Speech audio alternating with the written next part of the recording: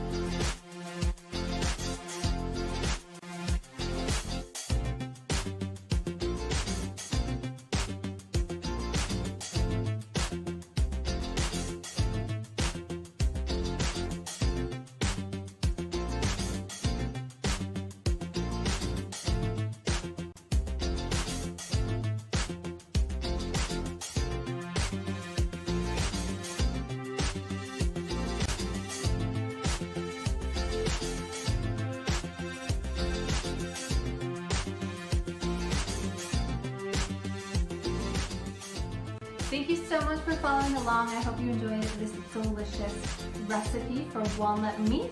If you'd like to learn more or find other recipes of mine, you can go to my website, forkandplants.com, or you can find me on social at Fork and Plants. Have a good day.